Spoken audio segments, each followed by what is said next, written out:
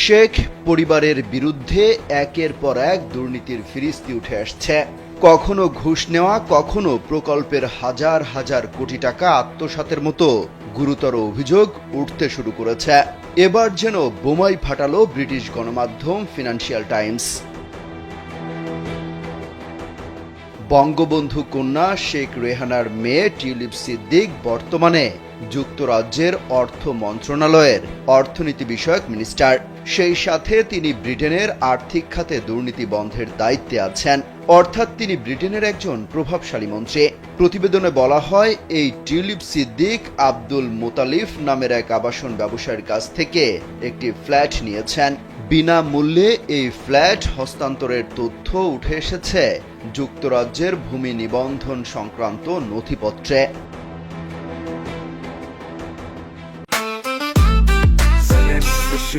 জেনেক্সে shift করো, লাইফকে lift করো। নথিতে বলা হয়েছে, বিনামূল্যে পাওয়া ওই ফ্ল্যাট লন্ডনের কিংস ক্রস এলাকার কাছে অবস্থিত। ওই ফ্ল্যাটটি তাকে দেয়া হয় 2004 সালে। সেই সময়ে বিলাসবহুল ওই ফ্ল্যাটটির দাম ছিল প্রায় 10 কোটি টাকা।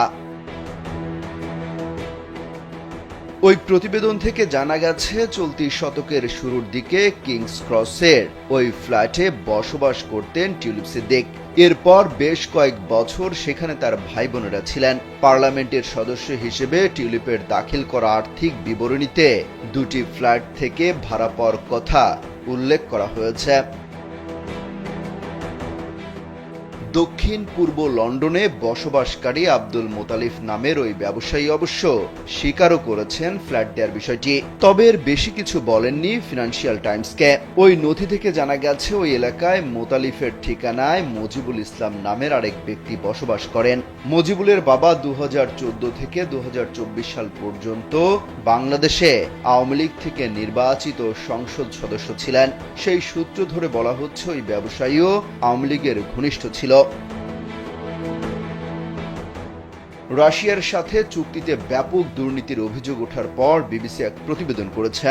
সেখানে যুক্তরাজ্যের প্রধানমন্ত্রীর দপ্তর 10 নং ডাউনিং স্ট্রিট বলছে, টিউলিপ সিদ্দিকের উপর ব্রিটেনের প্রধানমন্ত্রীর আস্থা রয়েছে, ফলে টিউলিপ সিদ্দিক তার সব দায়িত্ব চালিয়ে যাবেন।